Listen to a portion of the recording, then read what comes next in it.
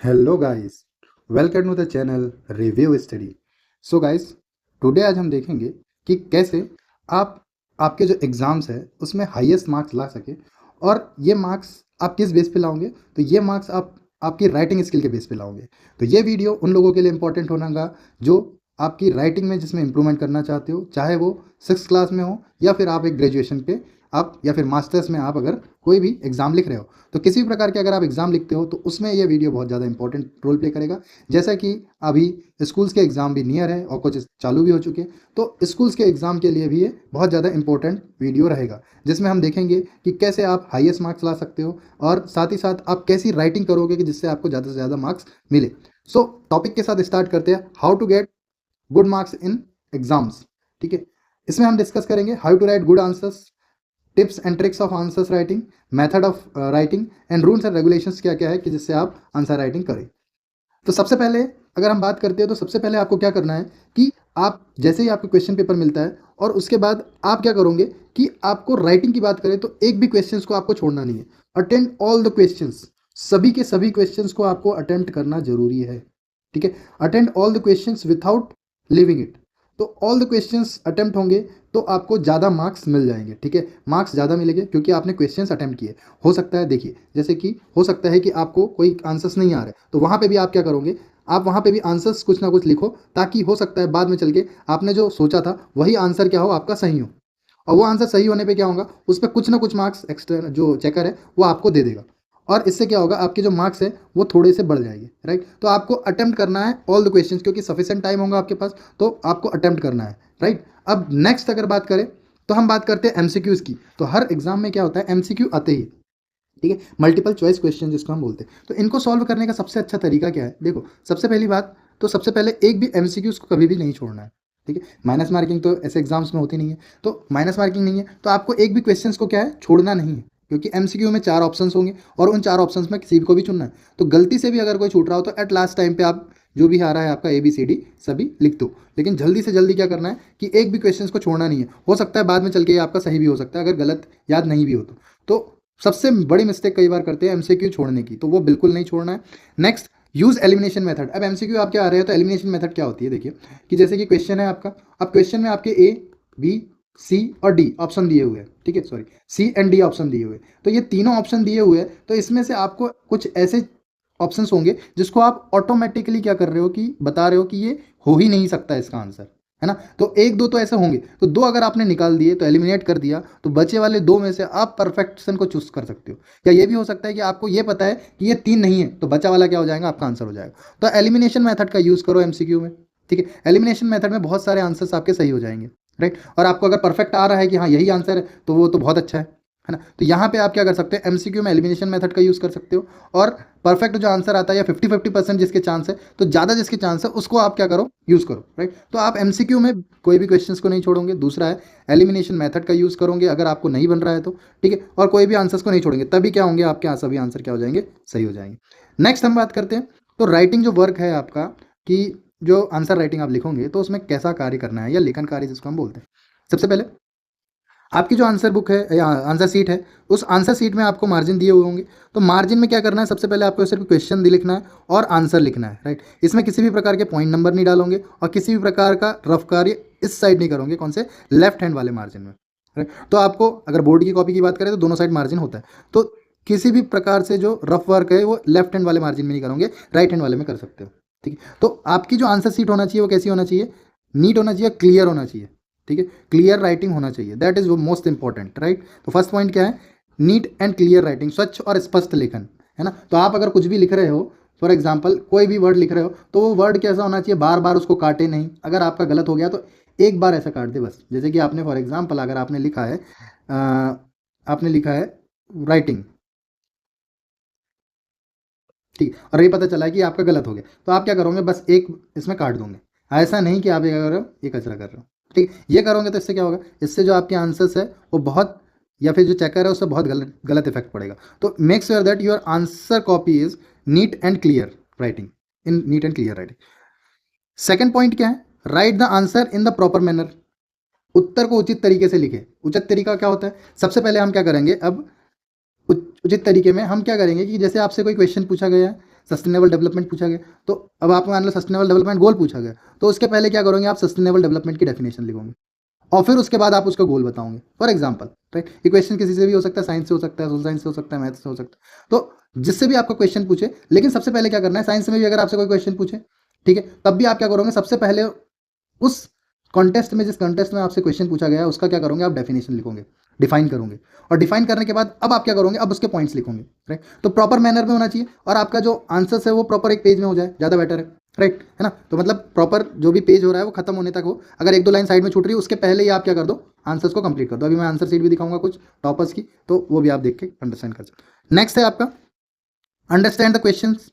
अब सबसे पहले लिखने के पहले क्या करोगे, अब आपके पास टाइम दिया हुआ होता है 15 मिनट रीडिंग का, तब आप क्वेश्चन को अंडरस्टैंड करने के लिए आप, ठीक है, आप उसको रिकॉल करो और उसको अंडरस्टैंड करना है, बार बार रीड करो, अगर कोई क्वेश्चन समझ में नहीं आ रहा है तभी उसका आंसर लिखना स्टार्ट करना, राइट। तो उससे आप क्या करोगे कि प्रॉपर आंसर लिख पाओगे, है ना। डिफाइन पहले करना है ना, फिर उसके बाद आपको पॉइंट्स लिखना है, ठीक है। तो अब नेक्स्ट अगर हम बात करें तो right the definition of the given question. सबसे पहले वे मैंने बताया कि डेफिनेशन लिखो। अब डेफिनेशन की जगह कुछ भी हो सकता है कि कोई क्वेश्चन है उसके बारे में हो, तो या जो कोई भी टॉपिक है उसके बारे में, तो वो टॉपिक को आप थोड़ा सा ब्रीफली डिस्क्राइब कर दोगे, शॉर्टली, है ना, short description of the topic and then the answers and which are given in the points only, ठीक है। पहले प्रश्न का परिभाषा लिखिए, परिभाषा लिखने के बाद आप क्या करोगे, उसको आंसर को प्रॉपर आंसर करोगे। जैसे कि आपको पूछा गया what are the functions of money, तो आप क्या करोगे, सबसे पहले मनी की डिफाइन करो।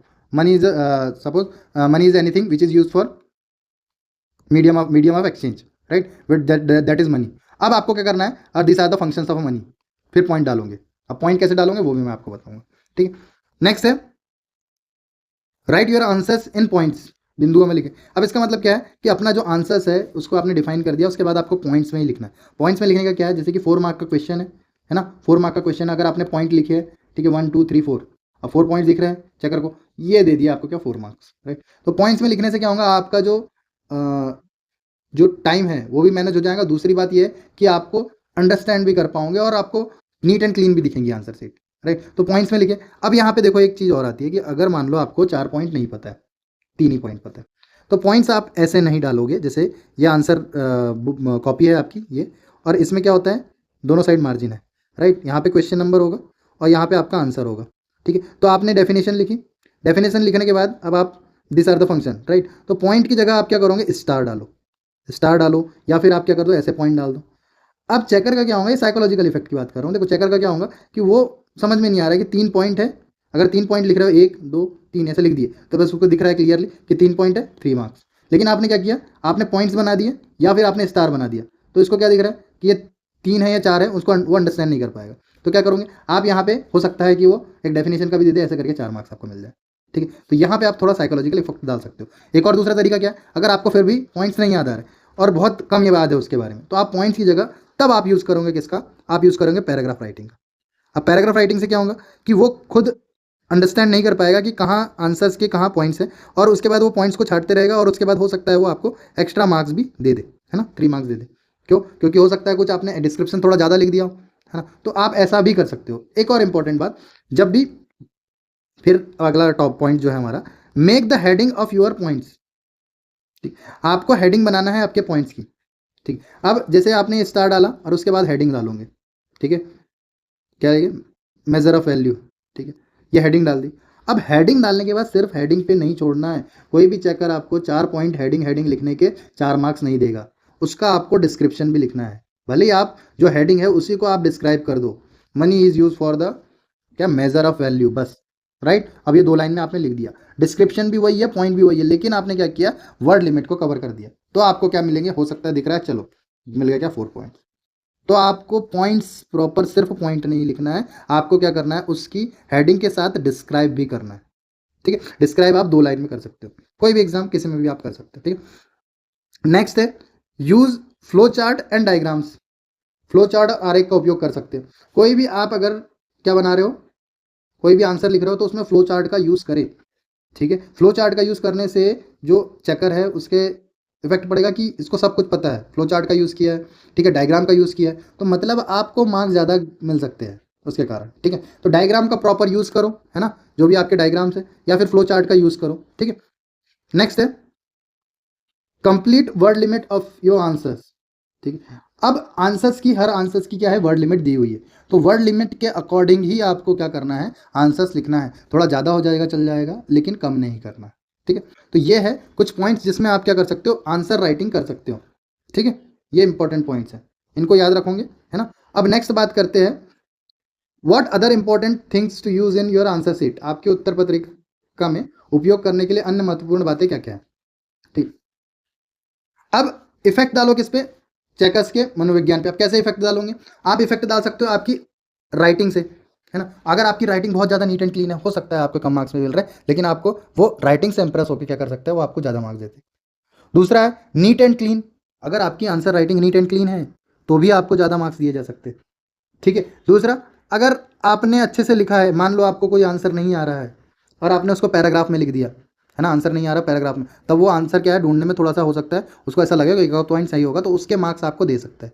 तो तब क्या करेंगे, यहाँ पे भी हम साइकोलॉजिकल इफेक्ट डाल रहे हैं और पैराग्राफ में आंसर लिख रहे हैं, जिससे क्या होगा, वो आपको मार्क्स मिल जाएंगे, राइट। तो वहाँ पे भी आप क्या कर सकते हो, ऐसे भी करके मार्क्स ले सकते हो, ठीक है। तो ये कुछ इफेक्ट्स है जहाँ पे आप डालोगे और उससे क्या होगा कि आपको मार्क्स मिल जाएंगे, ठीक है। नीट एंड क्लीन रखना है, ठीक है। आंसर्स जो है आपके, वो सबसे अच्छे वाले क्या करोगे, जो सबसे अच्छे से तरीके से आ रहा है उसको आप पहले लिख दोगे, है ना। तो पहले ही आपने जैसे ही कॉपी चेक होना स्टार्ट हुई, वैसे ही आपने इंप्रेशन बना लिया कि नहीं इसको सब आता है ना। अब आप खुद सोच के देखो, जैसे ही आपको ऐसा लगा कि ये इसको सब आता है, जैसे ही वहाँ पे ये होगा, फिर वो आगे आपकी चेकिंग थोड़ी सी लिबरल कर देंगे कि इसको सब आता है करके मार्क्स देते जाएंगे।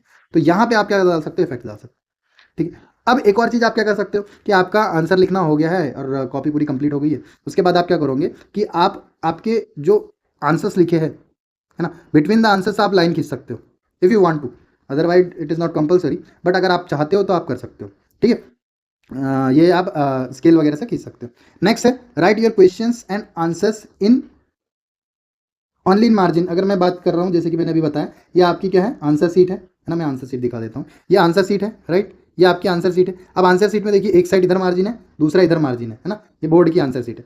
तो ये जो मार्जिन है, मार्जिन मतलब लेफ्ट हैंड वाला मार्जिन है ये वाला, और ये राइट हैंड वाला मार्जिन। तो लेफ्ट हैंड मार्जिन पे आप क्या करोगे, क्वेश्चन नंबर, और ये क्या करोगे, आंसर लिखोगे, ठीक है, बस। इसके अलावा लेफ्ट हैंड वाले मार्जिन पे कुछ भी नहीं लिखोगे। इस राइट हैंड वाले मार्जिन पे क्या कर सकते हो आप, जो रफ वर्क है वो सारा यहाँ पे कर सकते हो, ठीक है। रफ वर्क जितना भी है वो लेफ्ट हैंड मार्जिन पे कर सकते हो, लेकिन वो भी कैसा होना चाहिए, थोड़ा नीट एंड क्लीन हो जाना चाहिए। या फिर रफ वर्क आप लास्ट वर्क पेज में भी कर सकते हो, ठीक है। और इसको भी बाद में आप क्या कर सकते हो, मिटा सकते हो या काट सकते हो, ठीक। तो ये होना चाहिए। अब इसके बाद ये देखो कि ये वाले जो मार्जिन के इधर में आपको ना कोई पॉइंट्स को यूज़ करना है और ना कोई पॉइंट को डालना है, ठीक है। जैसे कि इसने क्या किया, आंसर यहाँ पे लिख दिया, नहीं यहाँ पे लिखोगे, नई गाइडलाइन के अकॉर्डिंग क्या लिखोगे, आप मार्जिन के यहाँ अंदर क्वेश्चन और आंसर को लिखोगे, राइट। और मार्जिन के इधर साइड में आप पॉइंट्स भी नहीं डालोगे, जैसे कि मैंने बताया स्टार डाल देना, ये तो न्यूमेरिकल क्वेश्चन है, बट वो भी क्या करोगे आप, मार्जिन के इधर नहीं डाल के मार्जिन के इस साइड डालोगे, है ना, जहाँ पे आप लिखते हो, ठीक है। तो ये करना है आपको। नेक्स्ट है the rough work done only after the margin or at last page of the your answer sheet, ठीक है। ये तो मैंने बता दिया, आंसर पेज के लास्ट साइड में डाल दो या फिर इसके इधर साइड कर लो, ठीक है, मार्जिन में, है ना, यहाँ पे। नेक्स्ट है, अब जितने भी आप आंसर लिख रहे हो, ठीक है, जैसे ये देखो, यहाँ पे ये फर्स्ट का है, ये सेकंड है और ये थर्ड है, ठीक है। अब इसने क्या किया कि जितने भी आंसर्स लिखे, या ये पॉइंट्स है ना, ठीक है, जितने भी पॉइंट्स लिखे, अब इसमें क्या किया है उसने, अब जो आंसर्स लिखे उसमें क्या किया है, उसने गैप दिया है आंसर्स के बीच में, राइट। तो आपको भी क्या करना है, ऐसे ही जो भी आपके आंसर्स लिखे हो, जैसे कि क्वेश्चन नंबर फर्स्ट है, खत्म हो गया आंसर लिखना, उसके बाद आप लाइन का गैप दो, फिर क्वेश्चन नंबर सेकंड चालू होगा, राइट। तो ये आंसर्स का आपको क्या करना है, गैप देना है प्रॉपरली। अब गैप दोगे तो क्या होगा, नीट एंड क्लियर दिखेगा, ठीक है। ये इंपॉर्टेंट पॉइंट है आपके, है ना, ठीक है। और इसके बाद आप देखो लाइन भी खींची हुई है ना, लाइन खींचने से और इंप्रेशन बढ़ गया, है ना। फिर नेक्स्ट है, अब जैसे ही आपका क्वेश्चन पेपर कंप्लीट होता है, आपके पास बहुत सारा टाइम बचा हुआ है, तो रिव्यू करो आपके आंसर्स को, है ना, रिव्यू योर ऑन आंसर्स, अगर आपने आंसर सही लिखे। और सबसे इंपॉर्टेंट बात है, आप क्वेश्चन नंबर चेक कर लो एक बार, क्योंकि नए गाइड के अनुसार कि अगर आपने क्वेश्चन नंबर नहीं डाला है ना, क्वेश्चन नंबर नहीं डाला है तो आपको मार्क्स नहीं मिलेगा उसका। तो क्वेश्चन नंबर आप चेक कर लो, क्वेश्चन पेपर के साथ मैच कर लो एक बार, और उसके आंसर्स भी मैच कर लो कि हाँ आपने सही किया है कि नहीं। और जो भी आपका क्या करना है कि आपने जैसे कि कोई ऐसा टॉपिक लिखा है, अब उसमें क्या किया कि बहुत इंपॉर्टेंट है, तो इंपॉर्टेंट वाले को देखो, जैसे कि यहाँ पे क्या किया है, इंपॉर्टेंट है और यही मेन हेडिंग भी हो सकता है, तो उसको क्या करिए, अंडरलाइन कर दिया। तो अंडरलाइन भी कर दो जो इंपॉर्टेंट वर्ड्स है उनको, इससे क्या होगा, फोकस हो जाएगी वो वर्ड्स, ठीक है। तो अंडरलाइन भी करने से क्या होगा, आपका फायदा होगा, आपके मार्क्स को इंक्रीज किया जा सकता है। पैराग्राफ में भी लिख सक रहे हो तो वहाँ पे भी क्या कर सकते हो, अंडरलाइन कर सकते हो वर्ड्स को, ठीक है। तो ये सारे मेजर्स अगर आप लेते हो आपकी आंसर राइटिंग में, तो आपकी जो आंसर राइटिंग है वो बहुत ज़्यादा इफेक्टिव हो जाएगी।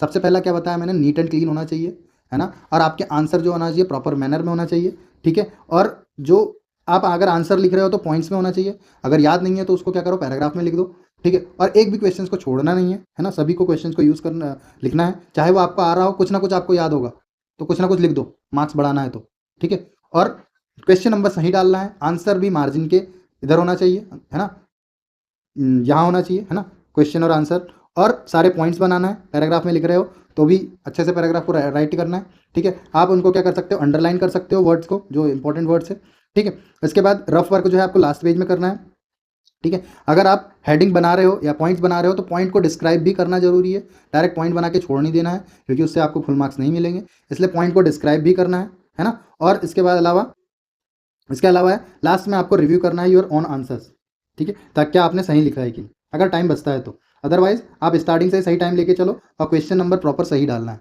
गलत क्वेश्चन नंबर पे आपको मार्क्स नहीं मिलेंगे, ठीक है। और साथ ही साथ रफ वर्क सही जगह पे करना है, आंसर्स आपके नीट एंड क्लीन होना चाहिए, ठीक है। ये जो जैसा ये पुराना है तो यहाँ पे क्या हुआ है, आंसर्स इन्होंने इधर लिख दिया क्वेश्चन नंबर, तो ये अब सही नहीं है, आपको यहाँ क्या करना है, मार्जिन के अंदर इधर साइड में लिखना है, ठीक है, आंसर या क्वेश्चन नंबर, ठीक है। और वैसे ही यहाँ पे देखो ये क्वेश्चन नंबर फर्स्ट है, अब इसमें देखो इन्होंने क्या किया, बकायदा लाइन खींची हुई है और फिर नेक्स्ट, ठीक है, ऐसा करके आपको करना है। और पॉइंट्स भी कहाँ डालोगे आप, तो पॉइंट्स भी डालोगे, एक कॉपी जैसे बना देता हूँ, जैसे ये आपकी कॉपी है ना, ये दोनों साइड मार्जिन है, क्वेश्चन नंबर यहाँ होंगे और आंसर भी यहाँ होंगे। आप अगर कुछ लिख रहे हो डिफाइन किया, फिर उसको क्या लिखना है, फिर पॉइंट नंबर या स्टार बनाया, ठीक है, स्टार बना के उसकी हेडिंग दी, और हेडिंग देने के बाद फिर यहाँ से लिखना चालू किया, 2 लाइन लिखी, फिर नेक्स्ट पॉइंट बनाया, फिर हेडिंग दी, फिर ये, और फिर उसके बाद 2 लाइन ये, तो ये आपका पैटर्न होना चाहिए क्या, आंसर लिखने का। That is the best pattern, right. So आपने इस वीडियो में बहुत सारी चीज़ें को अंडरस्टैंड किया, है ना, कैसे आंसर्स को राइट करना है, और ऐसे ही अगर आप पैटर्न लेके चलोगे तो आप बहुत अच्छे से आंसर राइटिंग कर सकते हो, ठीक है। और all the best for your exam, and thank you for watching this video. Share with your friends ताकि वो भी सारे आंसर्स अच्छे से दे और अच्छे से एग्ज़ाम में मार्क्स लाए। Thank you guys.